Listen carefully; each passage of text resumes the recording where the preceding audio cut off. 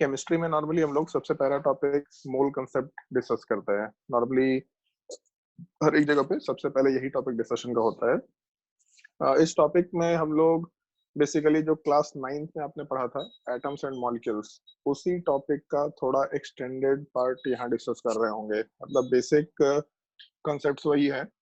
Atoms क्या होता है, मॉलिक्यूल क्या होते हैं, उससे रिलेटेड कुछ कुछ टर्म्स हैं, atomic number, mass number, isotopes, ये सारी की सारी चीजें क्या होती हैं, ग्राम एटॉमिक मास क्या होता है, ये सब छोटे छोटे टर्म्स हम लोग डिस्कस करते चले जाएंगे। आई होप कि आपके पास एक कॉपी होगा। आप जो जो चीजें मैं आपको नोट करने बोलूंगा, ये सारी चीजें आप इंफॉर्मेशन नोट करते जाएं, ताकि जब आप क्वेश्चन सॉल्व कर रहे होंगे तो वो इंफॉर्मेशन आपको अवेलेबल हो। तो वो सारी चीजें आप नोट डाउन भी करते चले जाएंगे। और जिनको स्लाइड्स के टाइम पे जब हम लोग चीजों को एक्सप्लेन कर रहे होंगे, जिनको भी कुछ चीजें नोट करनी है नोट्स कॉपी में, वो नोट्स कॉपी में भी चीजों को नोट करते जा सकते हैं। जितने स्लाइड्स हम लोग आज डिस्कस करेंगे, जहां तक के टॉपिक्स हम लोग डिस्कस करेंगे, वो आपको व्हाट्सएप के थ्रू मैसेज भी कर देंगे हम लोग। बट आप खुद से भी नोट्स बनाते चले जाएं, ताकि जैसे एक टॉपिक खत्म होने के बाद जब हम लोग क्वेश्चन दे, तो क्वेश्चन सॉल्व करते वक्त आपके पास फॉर्मूले या फिर कुछ रिलेटेड पॉइंट्स वहां पे अवेलेबल हो। तो जैसे हम लोग क्लास शुरू करते हैं, मोल कंसेप्ट। सबसे शुरुआत में एक छोटा सा टॉपिक है, आपने बचपन में कभी सुन रखा होगा, इस चीज क्लास 9th में ही शायद सुन रखा होगा। डाल्टन्स एटॉमिक थ्योरी, जो सबसे स्क्रीन के नीचे दे रखा है। और डाल्टन्स एटॉमिक थ्योरी के बारे में क्लास 9th में ही सबसे पहली बार सुना होगा। ये थ्योरी क्या होता है, ये बेसिकली किसी भी एटम या मॉलिक्यूल या फिर मास, इन सब चीजों से रिलेटेड एक बेसिक थ्योरी था, जिसको थोड़ा बहुत जानना होता है। एक बार आप स्क्रीन पे जो बेसिक थ्योरी दे रखा है उसको एक बार रीड करके देखें। तो एक बार रीड कर लें। इस चीज को हम लोग एक्सप्लेन नहीं करेंगे, बहुत ही सिंपल सा थ्योरेटिकल पार्ट है, 9th क्लास में भी आपने पढ़ा होगा। रीड कर ले एक बार।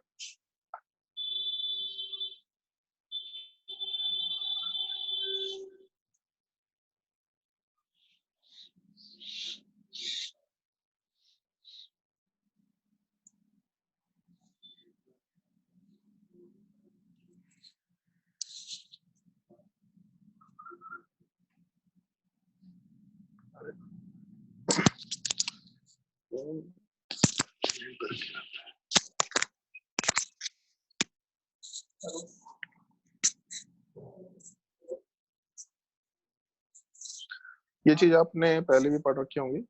Anything that occupies space and has mass is called matter, ये सब बेसिक डेफिनेशन क्लास 9th के हैं। वही चीज हम लोग थोड़ा सा बस डिस्कस कर रहे हैं। जैसे second part Dalton's atomic theory, एक बार इसको रीड कर लें। इस चीज को हम लोग एक्सप्लेन नहीं करें, इसमें कुछ भी एक्सप्लेन करने को नहीं है, ये सारी चीज आपको आती है। और अगर नहीं आती तो क्लास 9th में वापस से जाकर एडमिशन ले लें, ज्यादा बेटर होगा।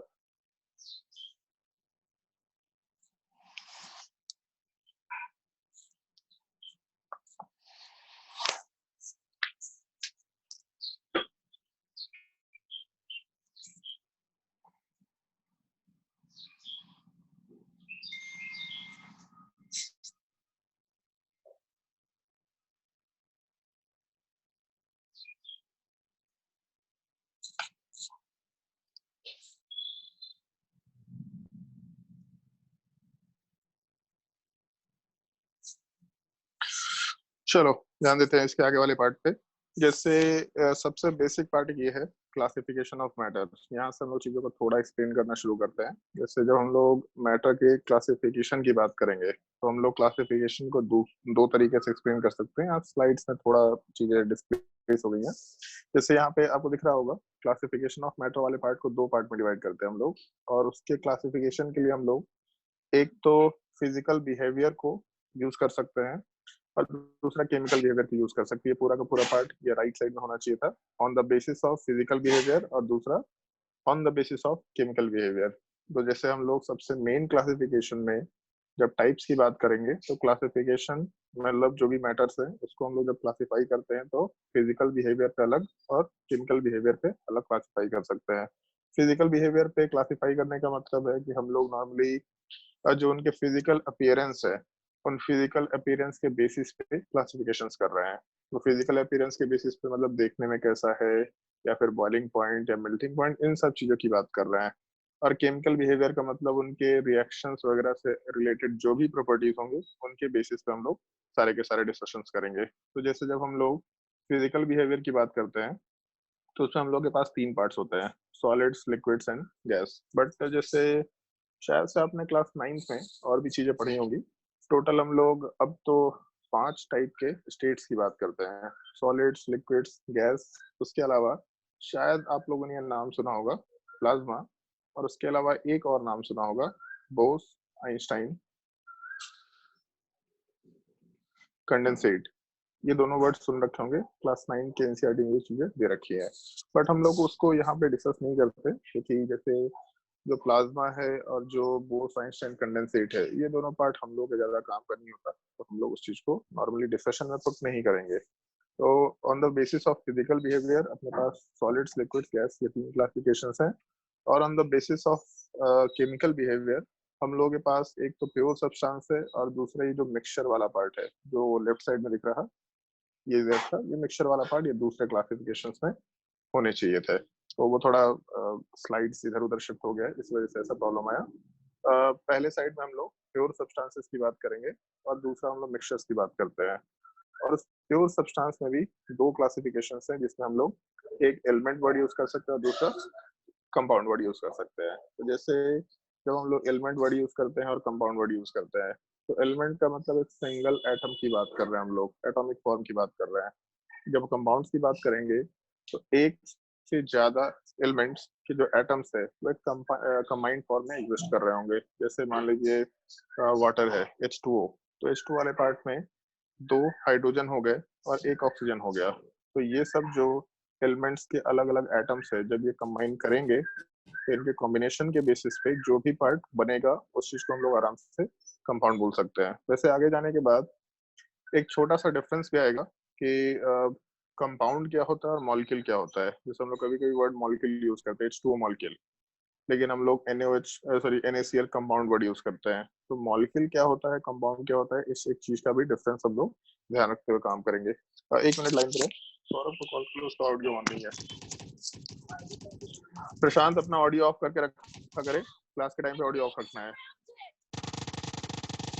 देखो पबजी खेल रहा है प्रशांत क्लास लेते हुए। अबे तुम लोग को ऐसा लगता है कि हम लोग को चीजें नहीं मालूम, तो हम लोग को भी सारी चीजें मालूम है, क्या पबजी खेलते हैं, क्या करते हैं। बस क्लास के टाइम पे पढ़ाई कर लें, ठीक है, तो बाकी टाइम पे पबजी खेले। प्रशांत अपना माइक्रोफोन ऑफ करो, वरना क्लास से तुमको बाहर निकालना पड़ेगा। चलो ध्यान दो। तो जैसे अगर हम लोग क्लास की ये बेसिक क्लासिफिकेशंस की बात करें, तो बेसिक क्लासिफिकेशंस में एलिमेंट्स होंगे, कंपाउंड्स वाले पार्ट भी होंगे। कंपाउंड्स और मॉलिक्यूल्स में क्या डिफरेंस होगा, ये हम लोग क्लास के साथ धीरे धीरे आराम से सीखते चले जाएंगे। ये है तो बहुत बेसिक चीज, जैसे नॉर्मली कभी भी सवाल में ये सब चीजें नहीं पूछी जाएंगी, कभी भी किसी कॉम्पिटिटिव एग्जाम में ये सब चीजें नहीं पूछी जाएंगी। लेकिन नॉर्मली जो बेसिक हम लोग जब डिस्कशंस करते हैं, तो जैसे 9th 10th में कभी भी इतने प्रॉपरली इतने बेसिक चीजों को लोग सर वो ट्रस्ट गलती से मेरे भाई वो खेलने लगा था माइक के सामने। ठीक है, माइक्रोफोन ऑफ करे, क्लास डिस्टर्ब ना करे, बाद में क्लियरिफिकेशन देंगे, ठीक है। तो जैसे हम लोग को ये बेसिक चीजें 9th में भी क्लियर होनी चाहिए, लेकिन नॉर्मली लोग इतना थ्रस्ट देके इन सब चीजों को डिस्कस नहीं करते, ये कंपाउंड क्या होता है, मॉलिक्यूल क्या होता है। बट वो कंफ्यूजन आगे धीरे धीरे कैरी होते चले जाते हैं, जिसकी वजह से 11th 12th में लोग गलती करते हैं। एक्चुअल में 11th 12th थोड़ा भारी भी है, बट ऐसा नहीं है कि इतना भारी की चीजें समझ ही नहीं आती। बट प्रॉब्लम क्या होता है कि लोगों का 9th 10th का बेसिक अच्छा नहीं होने की वजह से उनको 11th 12th में दिक्कत आता है। स्पेशली जैसे 9th क्लास में लोग पढ़ाई नहीं करते, अगर मैं आपसे क्लास 9th की चीजें पूछूं तो आप डेफिनेटली उसका जवाब नहीं दे पाएंगे बहुत अच्छे से, जबकि 9th की चीजें 11th में है। जैसे आपका जो एटम्स एंड मॉलिक्यूल्स है वो इधर मोल कंसेप्ट है, जो स्ट्रक्चर ऑफ एटम था जहाँ पे आपने बोर्स मॉडल पढ़ा था, रदरफोर्ड मॉडल पढ़ा था, ये जस्ट अगला टॉपिक है। तो वही चीजें यहाँ पे थोड़े एक्सटेंडेड फॉर्म में है, बट क्योंकि आपका बेसिक्स अच्छा नहीं होता तो आपको यहाँ पे थोड़ा ट्रबल फेस करना पड़ता है। तो इसीलिए हम लोग उन बेसिक्स पार्ट्स का डिस्कशन करते जाएंगे, हम लोग उसको लिखने के लिए नहीं बोलेंगे, क्योंकि उसके ऊपर सवाल पूछना वो बहुत ज्यादा फ्रूटफुल नहीं होता। बट वो बेसिक्स आपको याद नहीं होंगे या फिर आपने सुन नहीं रखा होगा, तो इसलिए हम लोग उन चीजों को आराम से रेगुलरली डिस्कस करते चले जाएंगे। तो जो बेसिक क्लासिफिकेशन था फिजिकल बिहेवियर पे, केमिकल बिहेवियर पे, उसके बाद solid, liquid, gas, pure substances, mixture, pure substances में एलिमेंट्स एंड कंपाउंड्स, ये पार्ट अपने को थोड़ा ध्यान रखना होता है। फिर जैसे हम लोग मेन पार्ट जब डिस्कस करना शुरू करेंगे, तो एक टर्म आता है रिलेटिव एटॉमिक मास। ये भी चीज आपने क्लास 9th में सुनी होगी एक्चुअल में, रिलेटिव एटॉमिक मास क्या होता है, बट उतने क्लियर तरीके से ये चीज याद होगा नहीं आपको। तो जैसे अगर हम लोग रिलेटिव एटॉमिक मास की बात करें तो उसके स्टैंडर्ड डेफिनेशन को हम लोग बाद में डिस्कस करेंगे। जैसे रिलेटिव एटॉमिक मास का जो डेफिनेशन आपने सुन रखा होगा, शायद कुछ लोगों को याद भी होगा, तो उसमें लिख रखा होता है ratio of mass of one atom and this is this carbon 12 atom के रिस्पेक्ट में। हम लोग इस चीज को किसी दूसरे फॉर्म में रिप्रेजेंट करने की कोशिश करते हैं। जैसे मैं एक खाली स्लाइड यूज कर रहा हूँ, ठीक है, ये टॉपिक को डिस्कस नहीं कर रहे, तो एक खाली स्लाइड यूज कर रहा हूँ।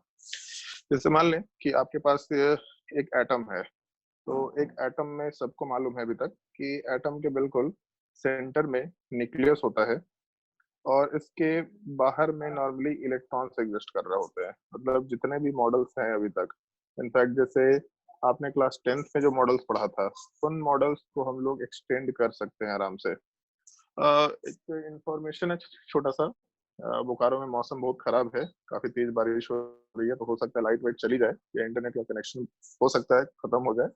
बट अगर नहीं रहा तो मेरी क्लासेस आराम से चल रही होंगी, हो सकता है कि प्रॉब्लम हो। खैर, तो जैसे आपने जो भी मॉडल्स पढ़े होंगे, उन मॉडल्स वाले पार्ट में जैसे हम लोग जब डिस्कशन करते हैं तो आपको शायद याद होगा रदरफोर्ड मॉडल आया था, उससे पहले डाल्टन मॉडल भी आया था। तो उस तरह के बहुत सारे मॉडल थे जिसमें आप लोगों के पास क्लास 9 तक बोर्स मॉडल सबसे अच्छा मॉडल था जो हम लोगों को डिस्कस करना होता था। तो जैसे जब हम लोग बोर्स मॉडल की बात करते थे, तो बोर्स मॉडल वाले पार्ट में नॉर्मली हम लोगों के पास न्यूक्लियस में सारे के सारे प्रोटॉन होते थे और न्यूट्रॉन होते थे। उसके अलावा जो इलेक्ट्रॉन्स होते थे उस न्यूक्लियस के आजू बाजू एग्जिस्ट कर रहा होता था, ऐसा हम लोग एजम्पशन लेके चलते हैं। तो हम लोग उसी बेसिक मॉडल को फॉलो करते हुए चलते हैं कि हम लोग के एटम के बिल्कुल सेंटर में न्यूक्लियस है और उस न्यूक्लियस वाले पार्ट में हम लोग के पास प्रोटॉन भी होगा और उसके अलावा न्यूट्रॉन भी होगा। ये दोनों के दोनों चीजें न्यूक्लियस में एग्जिस्ट कर रही होंगी। और जो इलेक्ट्रॉन्स है वो न्यूक्लियस के बाहर एग्जिस्ट करेगा। जैसे बोर्स मॉडल में ऐसा बोला गया था कि इलेक्ट्रॉन्स जो है वो न्यूक्लियस के बाहर सर्कुलर ऑर्बिट में रोटेट कर रहा होता है। शायद कुछ लोगों को याद आ रहा होगा, क्लास 9 में ये चीजें पढ़ी थी हम लोगों ने।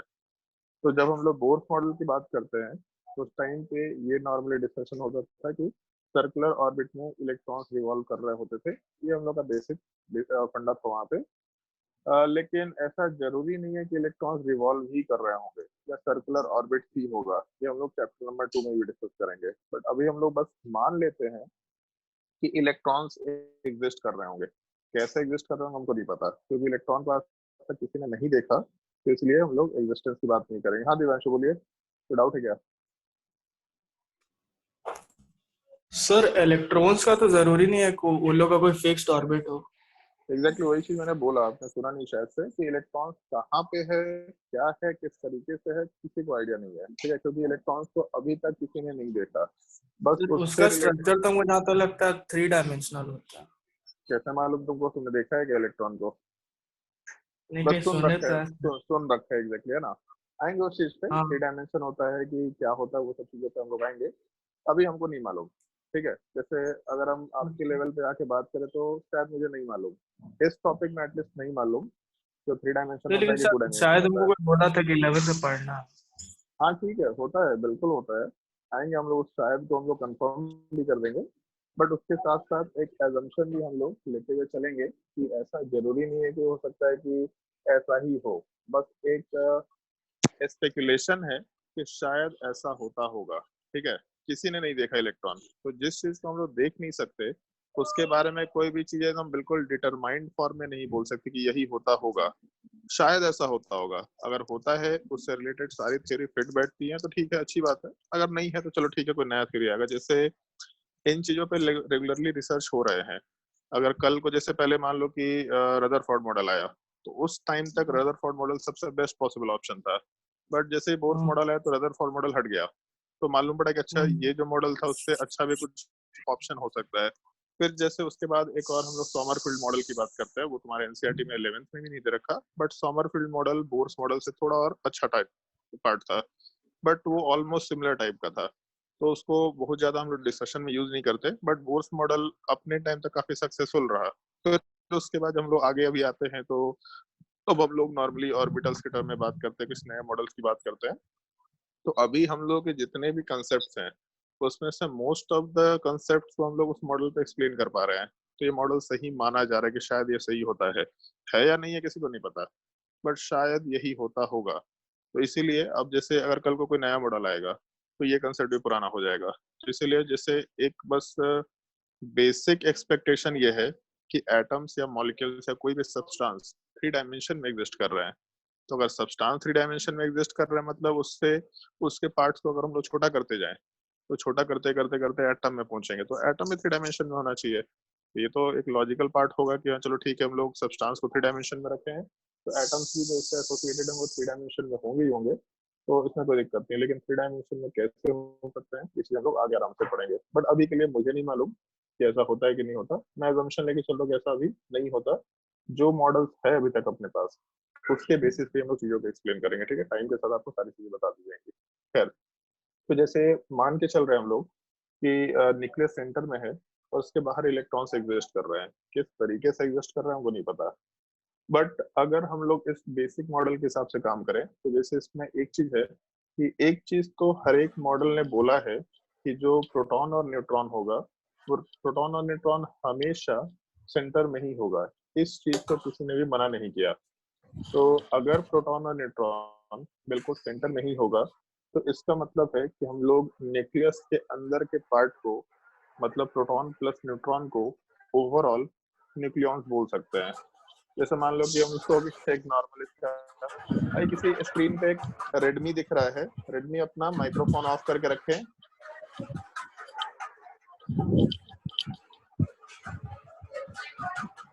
नेक्स्ट टाइम से जो लोग क्लास लेट आएंगे उन लोगों को क्लास में एंटर नहीं करने दिया जाएगा, उन लोगों को क्लास हटा दिया जाएगा। इस चीज का ध्यान रखना थोड़ा, ठीक है। क्लास में डिस्टर्बेंस को पसंद नहीं है।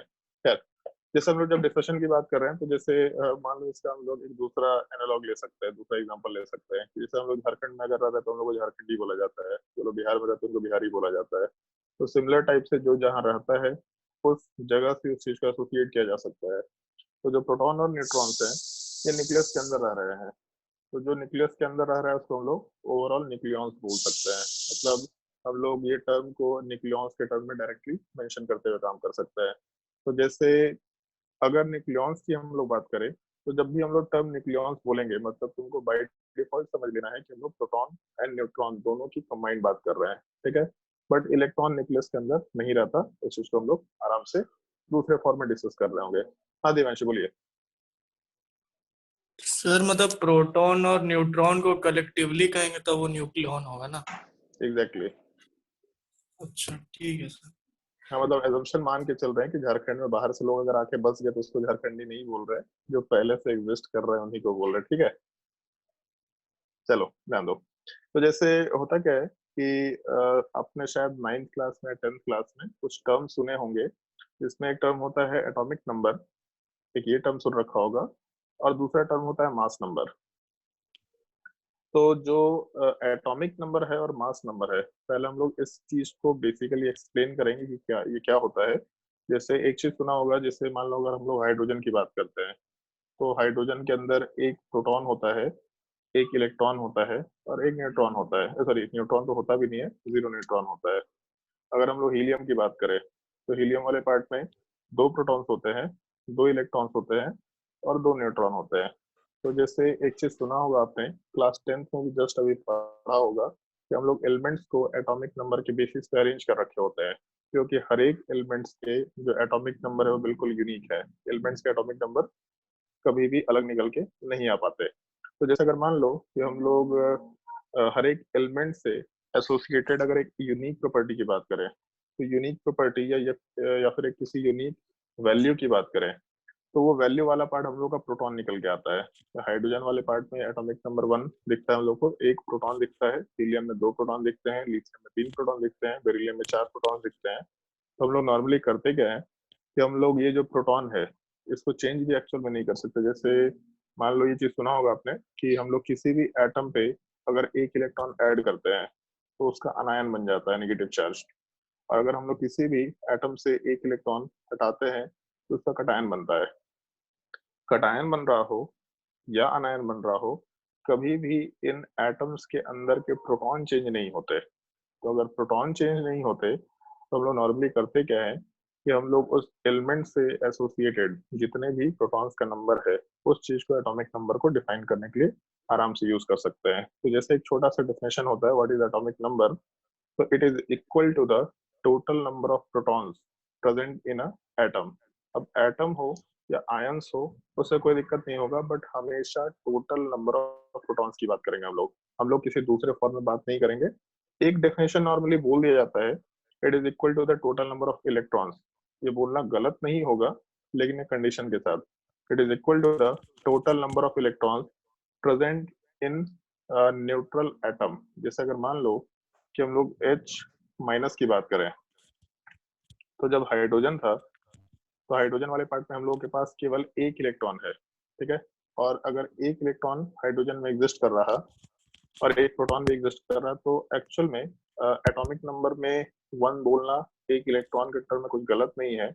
लेकिन अगर हम लोग हाइड्रोजन को H माइनस में कन्वर्ट करेंगे तो H माइनस में टोटल 2 इलेक्ट्रॉन्स होंगे।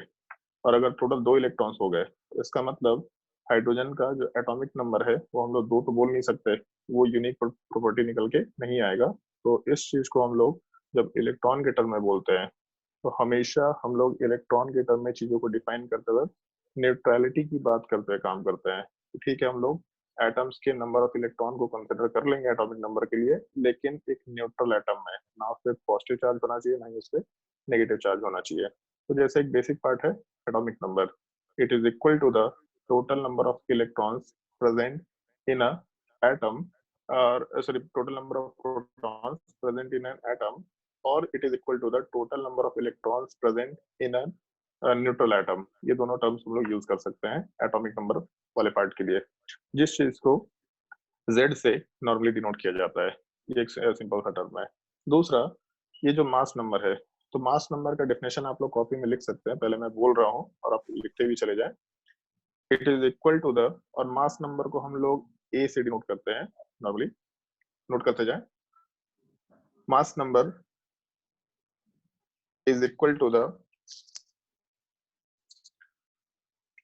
total number of protons plus neutrons present in the atom is equal to the total number of protons plus neutrons present in the atom। और अभी just mention किया था हम लोगों ने कि प्रोटॉन प्लस न्यूट्रॉन को हम लोग कंबाइंड फॉर्म में न्यूक्लियॉन्स भी बोल सकते हैं, तो उसी डेफिनेशन में आगे कंटिन्यू कर लें। और it is equal to the total number of nucleons,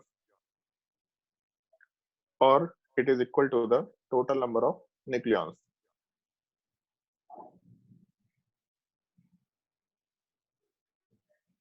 तो जैसे मान लो कि अगर हम लोग मास नंबर की बात करते हैं, तो मास नंबर वाले पार्ट में एक तो और भी सवाल भी आएगा कि हम लोग मास नंबर, जैसे एटॉमिक नंबर है तो एटॉमिक नंबर में हम लोग टर्म यूज किया एटॉमिक नंबर, इधर हम लोग मास वर्ड क्यों लगा रहे हैं? जैसे एक नंबर तो है, कोई भी एक नंबर, ऐसा भी तो बोल सकते थे न्यूक्लियन नंबर। हम लोग टोटल नंबर ऑफ न्यूक्लियॉन्स की बात कर रहे हैं, तो अगर टोटल नंबर ऑफ न्यूक्लियॉन्स की बात कर रहे हैं मतलब न्यूक्लियन नंबर बोलना इजी काम होता, बट हम लोग वहां पे मास नंबर वर्ड एसोसिएट कर रहे हैं। तो आखिर मास से इस नंबर का कुछ ना कुछ रिलेशन होना चाहिए, और रिलेशन क्या होगा उस चीज पे भी हम लोग आएंगे, जो एक्चुअल में रिलेटिव एटॉमिक मास में भी होता है। खैर, जैसे अगर हम लोग मास नंबर की बात करें तो मास नंबर वाले पार्ट में, हाँ बोलो। तो ये पूछना था कि ये न्यूक्लियॉन्स में प्रोटॉन और न्यूट्रॉन जो है एक ही साथ प्रेजेंट होता है। एक तो क्लास टाइम पे ज्वाइन किया करें, ठीक है, आपने शायद क्लास लेट ज्वाइन किया तो आपको ये चीज का आइडिया नहीं लगा है, और अभी हम एक बार रिपीट कर दे रहे हैं, बट हम कभी भी तो क्लास में एक बार बोल देंगे उस चीज को रिपीट नहीं करेंगे, ठीक है। तो प्रोटॉन प्लस न्यूट्रॉन दोनों के दोनों न्यूक्लियस के अंदर होते हैं, उसको कंबाइंड फॉर्म में हम लोग न्यूक्लियॉन्स बोलते हैं, ठीक है। ओके आपके शेड्यूल आप लोगों को व्हाट्सएप पे मैसेज कर दिया गया था, अपना शेड्यूल देख करके अगर आप टाइम से 5-10 मिनट पहले, यार अगर मान लो कहीं भी स्कूल भी जाते तो ऐसा थोड़ा ना होता कि 12 बजे से स्कूल है तो 12 बजे पहुंचते हैं, या फिर कोचिंग में जाते तो 12 बजे का क्लास है तो 12 बजे पहुंचते, 12 बजे से 10 मिनट पहले पहुंचते। यार यहाँ तो आपको जाना भी नहीं है कहीं, घर पे बैठे रहना, बैठे बैठे बोर नहीं हुआ क्या तुम लोग अभी तक 20 दिन में?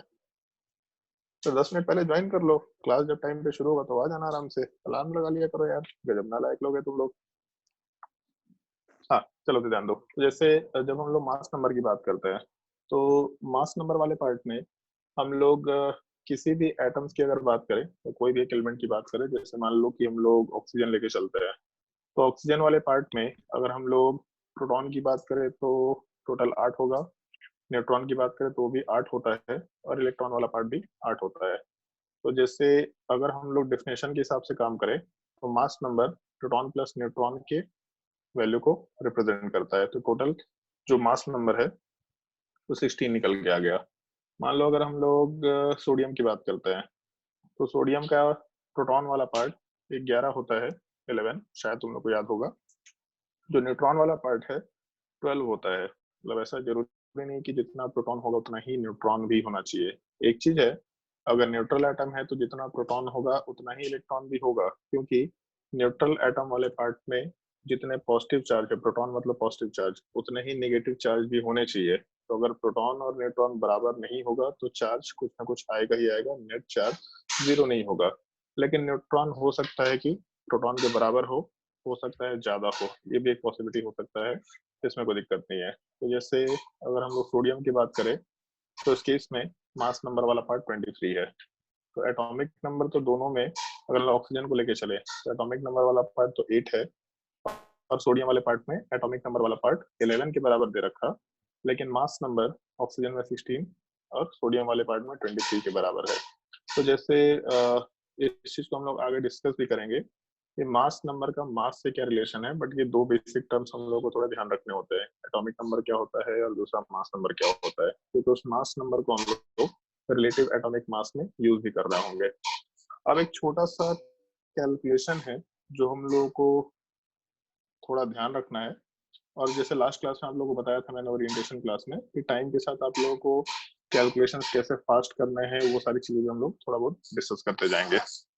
जैसे एक चीज सोच के देखना, मान लो कि आपके पास 100 रुपए है और मान लो 10 रुपए है, ठीक है। 10 रुपए में से 1 रुपए गुम हो गया, छोटा सा एजम्पशन है, 10 रुपीज थे और 1 रुपए गायब हो गए, तो दुख तो होगा, अरे यार 10 रुपए थे। चलो 10 और 1 रुपए की बात नहीं करते, 10 रुपए का भी आजकल कोई वैल्यू नहीं है। मान लेते हैं कि 1000 रुपए थे और 1000 में से 500 रुपए गायब हो गए, तो बहुत दुख होगा कि अरे यार 1000 में से 500 रुपए गायब हो गए। मान लो किसी ने आपको 500 रुपए दे दिया, 1000 रुपए थे पहले से और 500 रुपीज दे दिए, तो खुशी भी होगा कि अरे यार 500 रुपए मिल गया, क्योंकि 1000 के रिस्पेक्ट में 500 एक सिग्निफिकेंट वैल्यू रखता है। फिर हम लोग सिचुएशन को थोड़ा चेंज करते हैं, मान लो 1000 रुपए है और किसी तरीके से 100 रुपए गायब हो गए, तो दुख तो इधर भी होगा, तो चलो 100 रुपए गायब हो गए। लेकिन जब 500 रुपए गायब हुए थे उसके रिस्पेक्ट में जब 100 रुपए गायब हुए तो दुख थोड़ा कम होगा।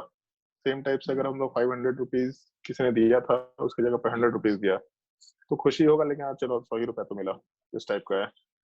अगर मान लो कि उस 1000 में 1 रुपए गायब होता है तो हम लोग लगेगा ठीक है यार 1 ही रुपया तो था, मतलब एक्चुअल में उस चीज को हम लोग नेग्लेक्ट कर सकते हैं, अरे यार 1 ही रुपया तो है क्या है। किसी ने 1000 में 1 रुपया दिया आपको, 1000 थे 1 रुपया दिए, तो एक्चुअल में 1001 हुआ, बट वो 1 रुपए की कोई वैल्यू नहीं है, अरे 1 ही रुपया तो है, क्या ही फर्क पड़ गया। तो वो जो कहावत है ना, बूंद बूंद करके घड़ा भरता, उससे हम लोग को मतलब नहीं, यहाँ पे हम लोग रिलेटिव टर्म की बात कर रहे हैं। 1 रुपया अगर गायब होता तो 999 बचता, बट हम लोग उसको नेग्लेक्ट करते कि अरे यार बहुत ज्यादा फर्क नहीं पड़ा। अप्रोक्सीमेटली कोई पूछे कितने रुपए हैं 1 रुपए गायब होने के बाद भी, तो 1000 रुपए है, बोलने में भी आसान है और समझने में भी आसान है। अगर 1 रुपया किसी ने दिया तो 1001 हुआ, बट जब कोई पूछे कितने हैं तो 1000 रुपए है, क्योंकि 1000 के रिस्पेक्ट में हम लोग 1 को बिल्कुल नेग्लेक्ट करके चल रहे हैं। तो ये जो नेग्लेक्ट करने का जो काम होता है, ये केमिस्ट्री में काफी ज्यादा फ्रिक्वेंटली होता है, क्योंकि केमिस्ट्री में एलिमेंट्स या मॉलिक्यूल्स इन सब के मासेस इतने छोटे होते हैं कि हम लोग बिल्कुल ऐसा सारी की सारी चीजों को लेके नहीं चल सकते, मतलब वैल्यूज को एकदम बिल्कुल प्रॉपरली लेके नहीं चल सकते। यहाँ पे जो कैलकुलेशंस होते हैं वो 10 टू द पावर -23 -24 इस तरह से चलता है।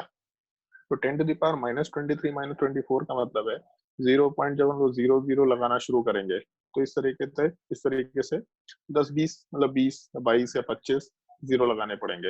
अब बहुत ही छोटा वैल्यू है, तो हम लोग नॉर्मली इन तरह के केसेस में अप्रोक्सीमेशन यूज कर सकते हैं, मतलब हम लोग वैल्यू में कुछ चीजों को नेग्लेक्ट करते हैं और अप्रोक्सीमेट वैल्यू कंसिडर करना शुरू करते हैं। तो जैसे उसमें होता क्या है कि मान लो कि अगर हम लोगों के पास वो जो सिंपल केस दे रखा था कि 1000 रुपीज थे और 1000 में से हम लोग के पास एक गायब हो गया, तो हम लोग इस चीज को 999 ना लिख के अप्रोक्सीमेटली इसको 1000 ही लिख देंगे कि चलो ठीक है गायब हुआ तो भी अप्रोक्सीमेटली 1000 रुपीज है। अगर हम लोग 1000 में एक ऐड भी करते तो 1001 ना लिख के इस चीज को भी हम लोग अप्रोक्सीमेटली 1000 के बराबर ही लिख देंगे। तो इससे हम लोग का कैलकुलेशन थोड़ा फास्ट हो जाता है, थोड़ा कैलकुलेशन इजी होने लग जाता है। तो जैसे एक चीज होगा, मान लो मैं 2-3 क्वेश्चन पूछूंगा आपसे, ये कैलकुलेशंस है केवल, ये कैलकुलेशंस आपको दिमाग में करना होगा। जैसे अगर मान लो कि हम 11 को 10 से मल्टीप्लाई करते हैं, तो तुरंत आपके पास आंसर आया होगा 110 आंसर होगा। ठीक है, आंसर बताने की जरूरत नहीं हमको, आंसर आपको दिमाग में रखना है। ठीक है, 11 से जब मैंने 10 को मल्टीप्लाई किया तो 110 बन गया। मान लो 11 से मैंने 100 को मल्टीप्लाई किया, तो चलो ठीक है भाई 1100 बन गया। 11 से मैंने 5 को मल्टीप्लाई किया तो हाँ भाई 55 हो गया, सोच लिया अपने दिमाग में। 11 से मैंने अगर 2 को मल्टीप्लाई किया तो 22 हो गया, यहाँ तक दिक्कत नहीं है। मान लो 11 से हम 7 को मल्टीप्लाई करते हैं तो 11 था, सिमेट्रिकल टर्म था तो 77 दिख रहा था। बट अगर मान लो 19 से हम 7 को मल्टीप्लाई करते हैं तो जितने तेजी से आपने पहले वाला आंसर दिया था, दूसरा वाला आंसर दिया था, तीसरा वाला आंसर दिया था, उतने तेजी से आपने 19 इंटू 7 नहीं सोचा होगा, क्योंकि इसके लिए आपको पेन चलाना पड़ेगा थोड़ा बहुत। या अगर किसी का कैलकुलेशन फास्ट भी है तो थोड़ा एक्स्ट्रा टाइम लगेगा, क्योंकि 19 भी बहुत अनसिमेट्रिकल टाइप का पार्ट है और 7 भी काफी अनसिमेट्रिकल टाइप का पार्ट है। तो ये जो कैलकुलेशन का पार्ट है, ये कैलकुलेशन आपको पूरे 2 साल में धीरे धीरे करके सीखना है कि कैसे हम लोग कैलकुलेशन को फास्ट करते वक्त थोड़े ऐसे टर्म्स में मूव करें जिससे हम लोग का आंसर थोड़ा आसानी से निकल जाए। जैसे मैं स्क्रीन पे लिख रहा हूँ इस चीज को कि अगर 19 इंटू 7 करना होता तो मैं क्या करता यहाँ पे। जैसे मेरे पास टर्म है 19 इंटू 7, तो नॉर्मली हम इसको अप्रोक्सीमेट कैलकुलेट करेंगे कि जैसे एक फायदा क्या होता है। वैसे आजकल वो फायदा है नहीं बहुत ज्यादा, क्योंकि जेईई मेंस और जेईई एडवांस में न्यूमेरिकल क्वेश्चंस डाल दिए गए हैं। बट जब ऑब्जेक्टिव क्वेश्चंस होते थे तो ऑब्जेक्टिव क्वेश्चंस में एक बेनिफिट ये होता है कि आपको केवल आंसर मार्क करना होता है, इन चारों में से कौन सा आंसर है। तो अगर हम मान लो कि एक आंसर 101 पॉइंट समथिंग है और मेरा अप्रोक्सीमेट कैलकुलेशन 100 रिप्रेजेंट कर रहा है, तो हम जज कर सकते हैं कि चलो ठीक है भाई अप्रोक्सीमेटली मेरा आंसर 100 आया था, तो इसका मतलब 101 पॉइंट समथिंग हम लोग आराम से मेंशन करते हुए काम कर सकते हैं।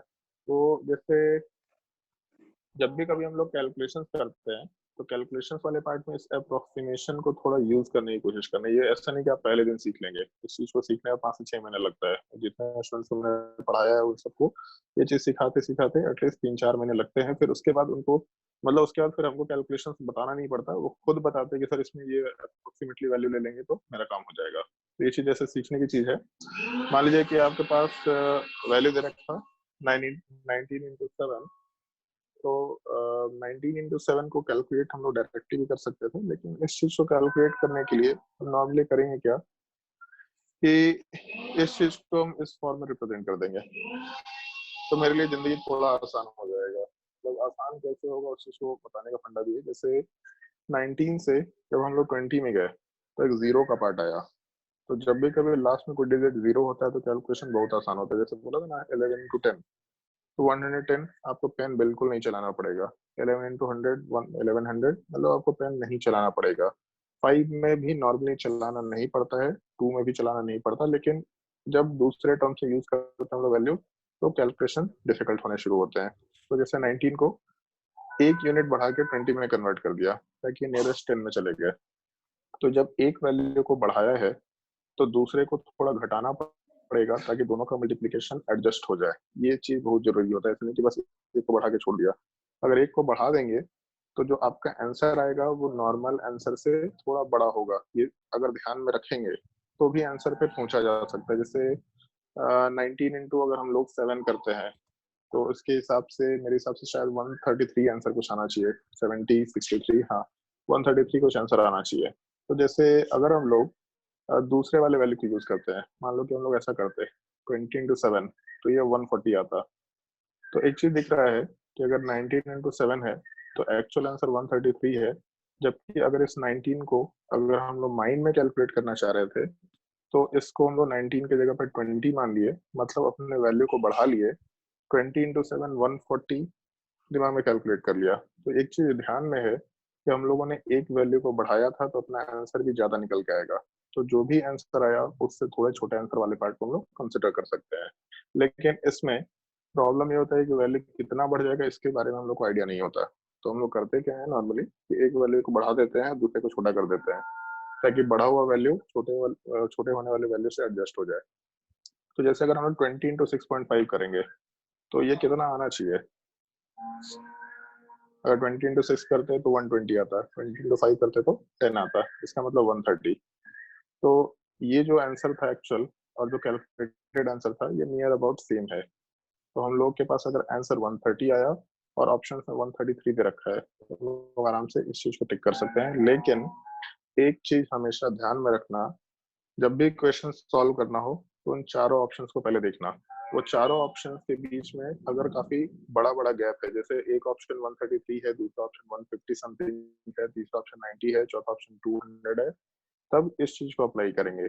अगर एक ऑप्शन 131 दे रखा, दूसरा 133 दे रखा, तीसरा 135 दे रखा, चौथा 129, तो गैप्स काफी कम है। इसमें कभी भी भूल के भी इस तरीके से कैलकुलेशंस मत करना, क्योंकि उसमें कंफ्यूजन होगा कि जो मेरा आंसर आया है उसे हायर वाला वैल्यू ले या फिर लोअर वाला वैल्यू ले। तो क्वेश्चन सॉल्व करते वक्त पहले चारों ऑप्शन देखना, देख लेना कि इसमें अप्रोक्सीमेशन लगाना चाहिए कि नहीं लगाना चाहिए। अगर लगाने लायक ऑप्शन है तो फटाक से अप्रोक्सीमेशन लगाओ और अपना कैलकुलेशन करते चले जाओ। बाकी अप्रोक्सीमेशन हम लोग टाइम के साथ धीरे धीरे करके देखते चले जाएंगे। खैर, जैसे इस अप्रोक्सीमेशन को बताने के पीछे एक छोटा सा फंडा क्या है कि जब हम लोग किसी भी एटम के मास को कैलकुलेट करते हैं तो उसके मास को कैलकुलेट करने के लिए हम लोगों को उसके इस अप्रोक्सीमेशन वाले पार्ट को यूज करना पड़ता है। जैसे मान लो कि हम लोग के पास एक बॉक्स दे रखा, तो उस बॉक्स का कोई मास नहीं है, एक अजम्पशन है, इस बॉक्स का कोई भी मास नहीं है, ठीक है।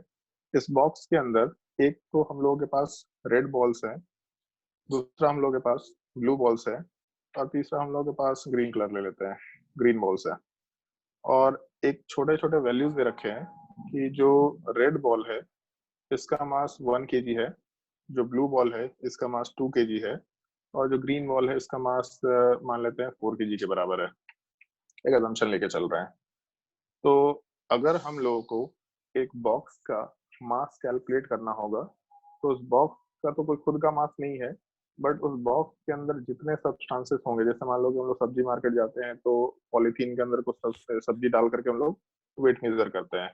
तो पॉलीथीन का खुद का कोई मास नहीं होता, बट उसके अंदर के सब्सटेंस का जो मास है वही उस पॉलीथीन का मास हो जाता है।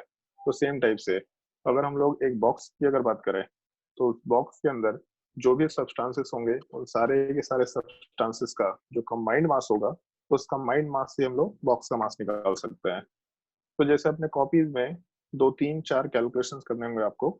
पहला कैलकुलेशन, अगर एक बॉक्स दे रखा जिसमें टोटल रेड बॉल अपने पास 2 है, ब्लू बॉल्स अपने पास 4 है, और ग्रीन बॉल अपने पास 2 है, तो इस केस में बॉक्स का मास कितना होगा, बस ये कैलकुलेट करके देखें। दूसरा क्वेश्चन भी कैलकुलेट करके देखें, तीसरा क्वेश्चन भी कैलकुलेट करके देखें, ताकि हम लोग मास ऑफ एटम कैलकुलेशन पे आराम से आ पाए।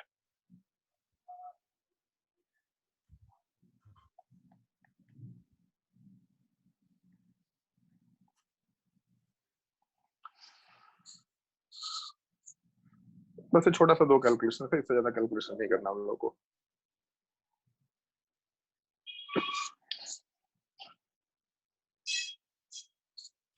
अच्छा, कितना रहा पहले वाले केस में आंसर?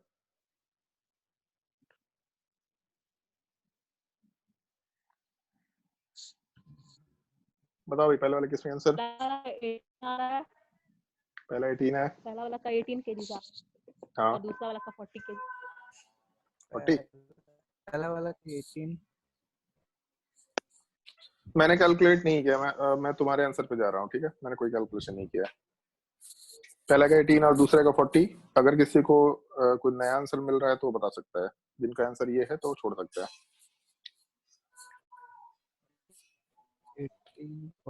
1840। चलो ठीक, कूल। चलो आगे बढ़ते हैं। मान लो एक हम कंडीशन चेंज कर रहे हैं, ठीक है। नंबर ऑफ बॉल सेम है, इसको चेंज नहीं कर रहे, ठीक है। बस एक कंडीशन चेंज कर रहे हैं। मान लो जो रेड बॉल है उसका जो वेट है उसको हम लोग चेंज करते हैं थोड़ा, तो 1 kg के जगह पे किसी और वैल्यू में चले जाएंगे।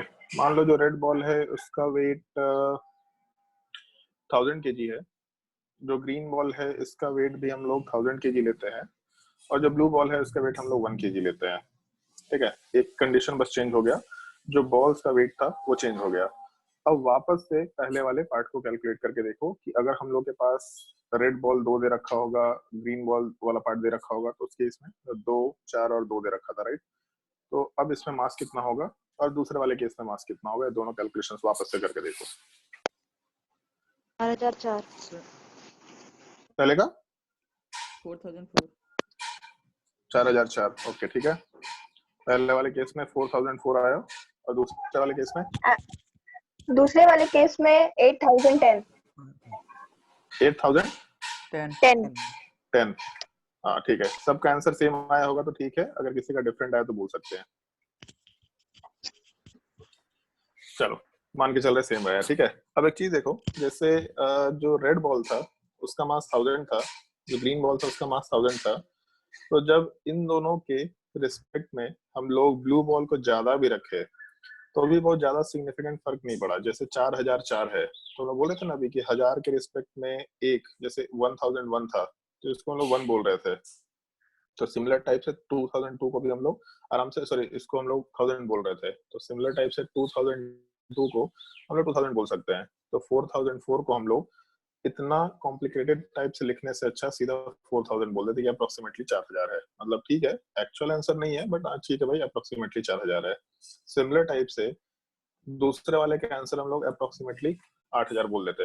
मतलब इतना जो कैलकुलेशन किया आपने, भले उसमें कैलकुलेशन आप लोग का फास्ट है और कैलकुलेशन सिंपल था, तो भी एटलीस्ट 8 से 10 सेकंड का टाइम तो लगा, तो 8 से 10 सेकंड का टाइम ही बचा लेना है हम लोगों को।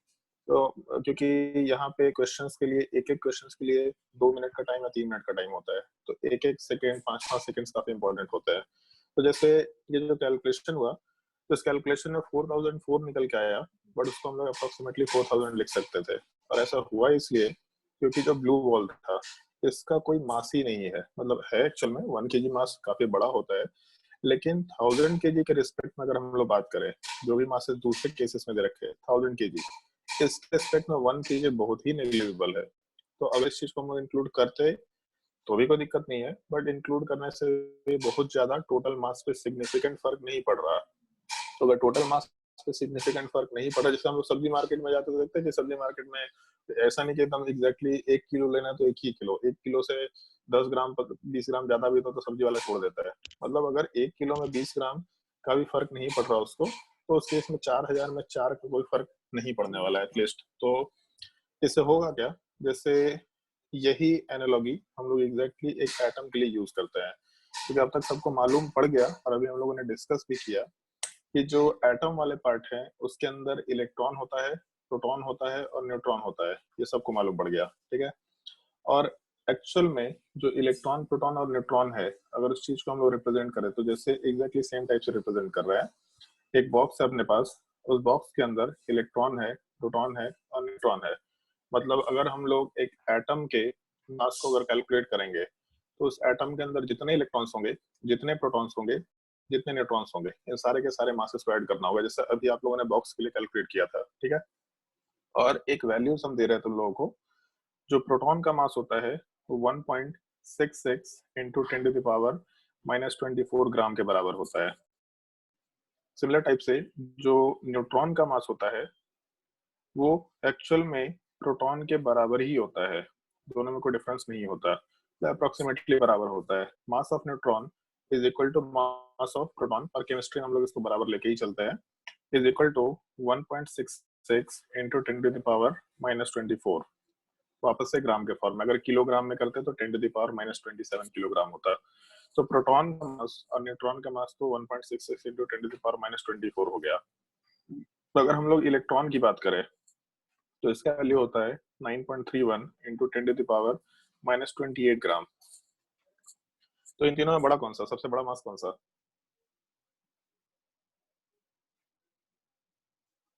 बताओ भी जल्दी, तीनों में सबसे बड़ा मास कौन सा?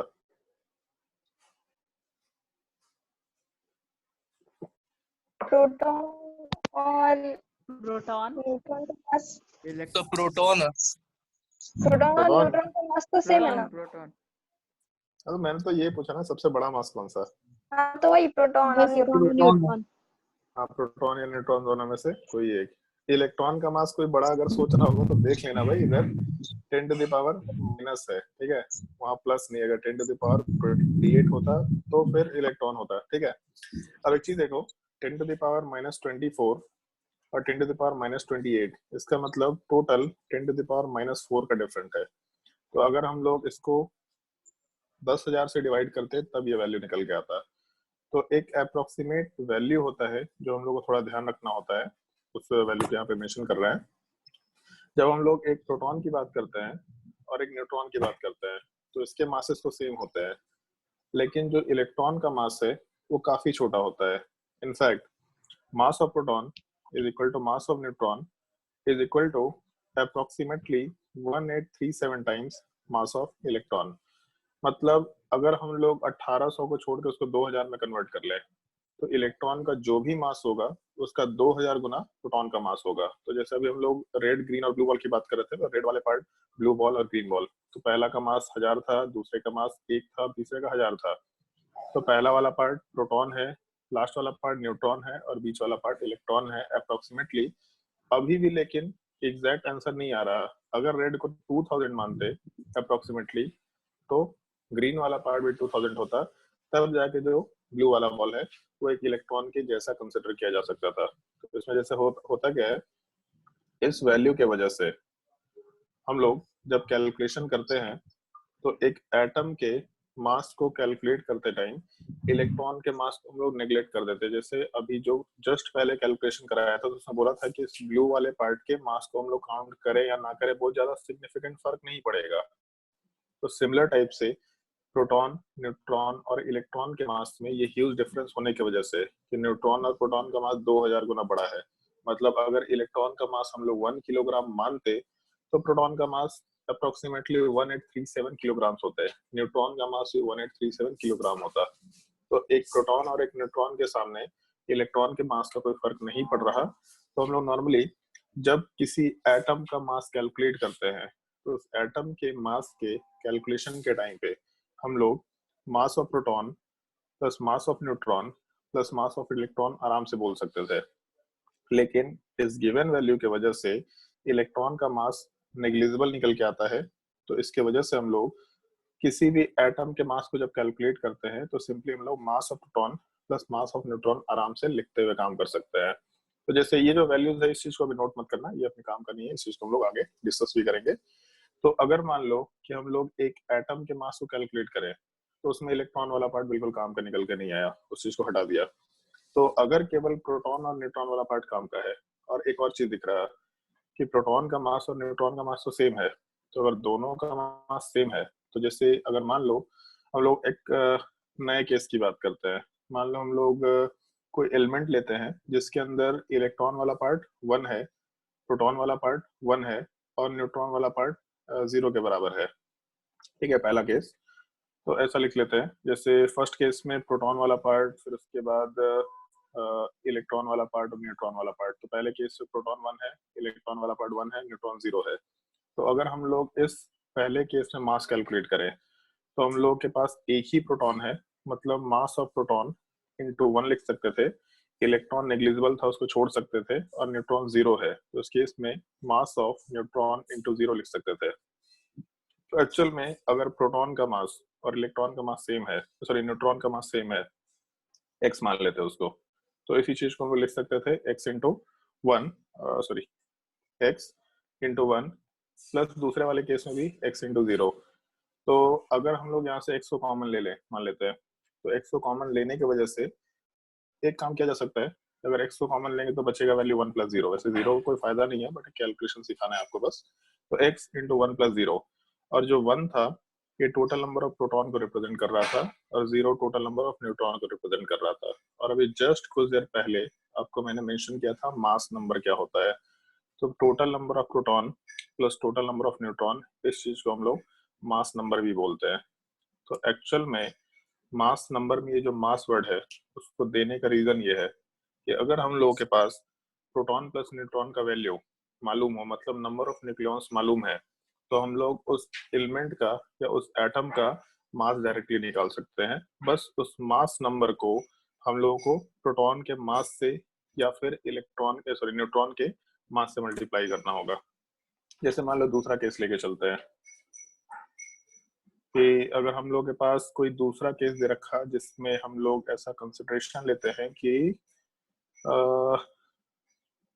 प्रोटॉन वाला पार्ट 8 है, इलेक्ट्रॉन वाला पार्ट 8 है और न्यूट्रॉन वाला पार्ट भी 8 है। तो देख के मालूम पड़ रहा होगा कि हम लोग ऑक्सीजन की बात कर रहे हैं, ठीक है, लेकिन हम लोग अननोन एलिमेंट के फॉर्म में काम करते हैं और अभी भी मास ऑफ प्रोटॉन और न्यूट्रॉन को x मान के चल रहे हैं, ठीक है। तो अगर हम लोग टोटल एटम का मास कैलकुलेट करेंगे तो मास ऑफ प्रोटॉन x ले लिया सीधा इनटू 8, ये टोटल प्रोटॉन्स का मास हो जाएगा, प्लस मास ऑफ इलेक्ट्रॉन तो हम लोग नेग्लेक्ट कर रहे हैं, उससे अपने को मतलब ही नहीं है। फिर उसके बाद मास ऑफ न्यूट्रॉन, उसको अलग से लिख देते हैं, मास ऑफ प्रोटॉन इंटू 8, ये सारे के सारे प्रोटॉन का मास हो जाएगा। फिर उसके बाद मास ऑफ न्यूट्रॉन इंटू 8, ये सारे के सारे न्यूट्रॉन का मास हो जाएगा। और क्योंकि दोनों का मास बराबर है न्यूट्रॉन और प्रोटॉन का, जिसको x के बराबर एज्यूम करके चल रहे थे, तो x इंटू 8, फिर उसके बाद x इंटू 8, x कॉमन ले लिया तो 8 प्लस 8 निकल के आएगा। इसका मतलब वापस से प्रोटॉन प्लस न्यूट्रॉन, इसका मतलब टोटल 16, ये वैल्यू जो है 16 इंटू एक्स डायरेक्टली कर लिया। तो बार बार हम लोगों को प्रोटॉन का नंबर न्यूट्रॉन का नंबर अलग अलग कैलकुलेट करना ना पड़े, इसलिए हम लोगों ने दोनों को कंबाइंड फॉर्म में प्रोटॉन प्लस न्यूट्रॉन को रख दिया और उसको मास नंबर बोल दिया, क्योंकि अगर हम लोग को एक एटम का मास निकालना होता तो मास निकालने के लिए सीधे हम लोग उस मास नंबर को एक सर्टेन वैल्यू से मास ऑफ प्रोटॉन से डायरेक्टली मल्टीप्लाई करके काम कर सकते थे। जैसे मान लो अगर हम लोग सोडियम की बात करते हैं तो सोडियम में अभी जस्ट मेंशन किया था कुछ देर पहले कि एटॉमिक नंबर वाला पार्ट मतलब नंबर ऑफ प्रोटॉन्स 11 होते हैं, न्यूट्रॉन्स 12 होने की वजह से जो टोटल मास नंबर है वो 23 निकल के आता है। तो अगर हम लोगों को सोडियम एटम का मास निकालना होता तो हम लोग आराम से मास नंबर 23 को एक प्रोटॉन के मास से एक न्यूट्रॉन के मास से आराम से मल्टीप्लाई करके कैलकुलेशन कर सकते थे। तो ये एक बेसिक पार्ट होता है जो आप लोगों को क्लास 9 में भी सीखना होता है, बट बहुत सारे लोगों को ये चीज नहीं मालूम पड़ता वहाँ पे। तो उन लोगों को एक स्टैंडर्ड फॉर्म में चीजें बताई जाती है, रिलेटिव एटॉमिक मास क्या होता है या फिर मोल क्या होते हैं, हम उसको दूसरे तरीके से समझाते हैं। जैसे इस बेसिक पार्ट को समझने के बाद जब हम लोग उन स्टैंडर्ड डेफिनेशंस को पढ़ेंगे तो आपको मालूम पड़ जाएगा कि रिलेटिव एटॉमिक मास और कुछ नहीं होता, वो मास नंबर ही होता है। तो कैसे होता है मास नंबर, इससे आज तो क्लास का टाइम खैर खत्म हो गया, 12 से 1 बजे का ही टाइम था आपका, तो उस चीज को हम लोग नेक्स्ट क्लास में डिस्कस भी करेंगे। और जैसे आज पहला लेक्चर था तो नेक्स्ट क्लास में जैसे रिलेटिव एटॉमिक मास एक ये पार्ट हम लोग डिस्कस करेंगे। और जैसे देखिए यहाँ पे नीचे दे रखा है टोटल नंबर ऑफ न्यूक्लियॉन्स, तो कैसे टोटल नंबर ऑफ न्यूक्लियॉन्स हो रहा है इस चीज को हम लोग डिस्कस करेंगे। आज जो चीजें बताई उनके बेसिस पे, जैसे मान लो हम लोग उसके आगे जाते हैं तो ये चीज अगर ढंग से देखो, एटॉमिक मास यूनिट, ठीक है, तो इसमें वैल्यू देखो जाना पहचाना लग रहा होगा, 1.66 इंटू 10⁻⁻24। तो जो एटॉमिक मास अभी बताया तुम लोगों को प्रोटॉन का मास बताया था, तो प्रोटॉन का मास जस्ट मेंशन किया था 1.66 इंटू 10⁻⁻24, वही चीज यहाँ पे है एटॉमिक मास यूनिट।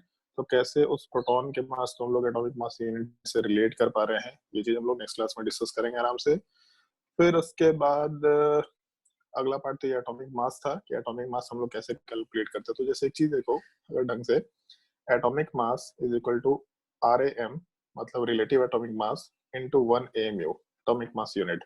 तो जो काम हम लोग यहाँ कर रहे थे, रिलेटिव एटॉमिक मास मतलब मास नंबर इनटू प्रोटॉन का मास मतलब 1 AMU, वही चीज यहाँ दे रखी है। तो कुछ भी इसमें नया नहीं है।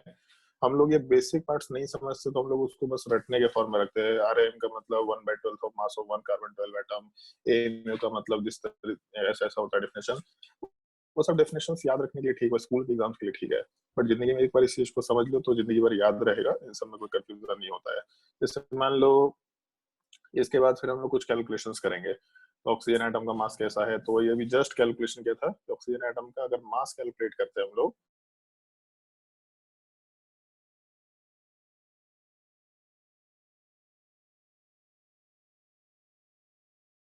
आराम से टोटल मास 16 AMU निकल के आ गया। ये चीज हम नेक्स्ट क्लास में डिस्कस करेंगे। फिर उसके बाद वही रिलेटिव एटॉमिक मास वाला पार्ट दे रखा, फिर कुछ और कैलकुलेशन वाले पार्ट दे रखे उसी से रिलेटेड। फिर उसके बाद ये मोल वाला पार्ट आता है कि ये मोल क्या होता है। तो जैसे है क्या कि केमिस्ट्री में पहले कैलकुलेशंस हुए और एक्सपेरिमेंट्स हुए, तब उसके बाद थ्योरी डेवलप किया गया, बट हम लोग इसको उल्टा पढ़ते हैं, हम लोग उसका थ्योरी पढ़ते हैं और उसके हिसाब से सोचते हैं कि शायद ऐसा होता होगा। नहीं, ऐसा नहीं होता। केमिस्ट्री में पहले चीजें एग्जिस्ट करती हैं फिर उसका थ्योरी बनाया गया है। फिजिक्स में जैसे क्या होता है कि हम लोग एक कॉन्सेप्ट की बात करते हैं, फोर्स लगा रहे हैं तो जैसे धक्का मारेंगे तो ऑब्जेक्ट उधर चला जाएगा। केमिस्ट्री में धक्का मारने से ऑब्जेक्ट इधर उधर नहीं जाता। केमिस्ट्री में एक्सपेरिमेंट्स होते हैं लेकिन मोस्टली एक एग्जिस्टिंग चीज से रिलेटेड थ्योरी के रिगार्डिंग एक्सपेरिमेंट्स होते हैं। वो पहले कुछ एग्जिस्ट कर रहा है, फिर उससे रिलेटेड हम लोग थ्योरी डेवलप करने की कोशिश कर रहे हैं। तो यहाँ पहले एक्सपेरिमेंट होता है, फिर उसके बाद थ्योरी आता है। बाकी जगह पे पहले थ्योरी बनाते हैं हम लोग, फिर उसके बाद एक्सपेरिमेंट्स की बात करते हैं।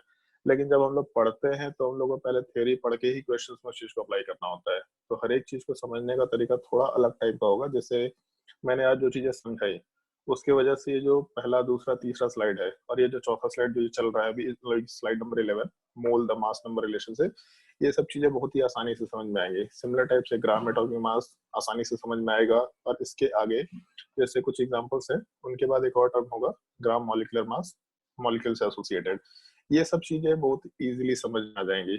तब उसके बाद फिर हम लोग आराम से इस डायग्राम के कैलकुलेशन वाले पार्ट पे आएंगे और उसमें हम लोग मल्टीपल टाइप के क्वेश्चन आराम से सॉल्व करते चले जाएंगे। तो आज का लेक्चर इतनी ही देर के लिए होगा। जिन लोगों का लेक्चर छूट गया या फिर नेट के कनेक्टिविटी की वजह से थोड़ा प्रॉब्लम होगा तो एक तो थोड़ा ध्यान रखें कि नेक्स्ट टाइम से जब भी लेक्चर का आपका शेड्यूल में टाइम मेंशन किया हो उसका थोड़ा ध्यान रखें और टाइम से एटलीस्ट 10 मिनट पहले क्लासेस ज्वाइन कर लें। क्योंकि जैसे अभी आप लोगों का पहला दूसरा लेक्चर है तो हम लोग आधे घंटे पहले आपका ये मीटिंग रूम बना दे रहे हैं।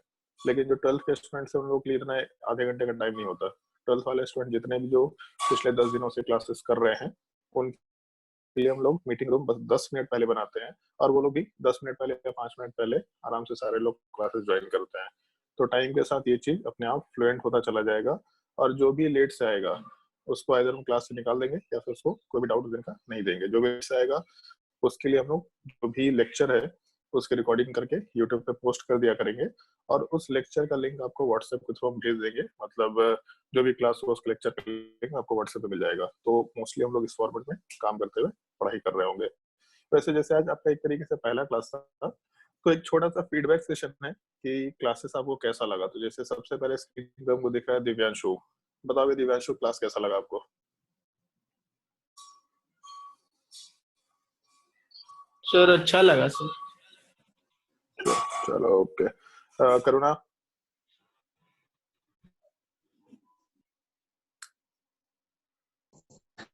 तो बहुत पसंद आया क्या? लेकिन हमको तो इसमें ज्यादा सब कुछ वही लगा जो हम 9th क्लास में पढ़ चुके हैं, वही सारा कुछ था आज इन मतलब बेसिक्स था सारा कुछ।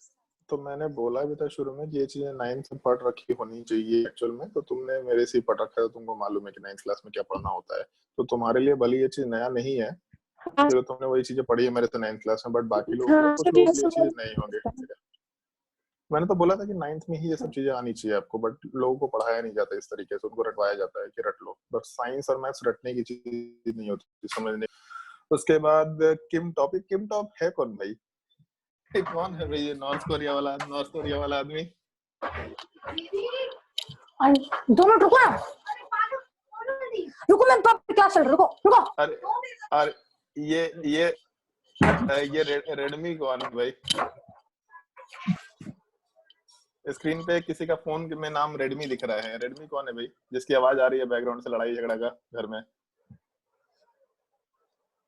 एक तो अपना जो ये जूम ऐप में जो नाम है वो नाम चेंज कर ले ताकि नाम मालूम पड़ते रहे, कोई कंफ्यूजन ना हो। ठीक है, क्योंकि रेडमी के नाम से हम किसी को पहचान नहीं पाएंगे। और दूसरा किम टॉप कौन है भाई?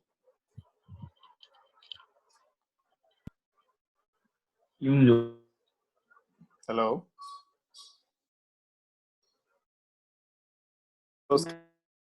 क्या हमको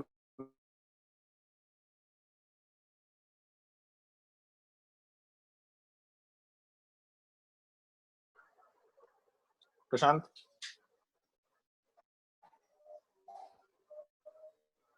यही पबजी खेल और बोल रहा था मेरा भाई खेल रहा है।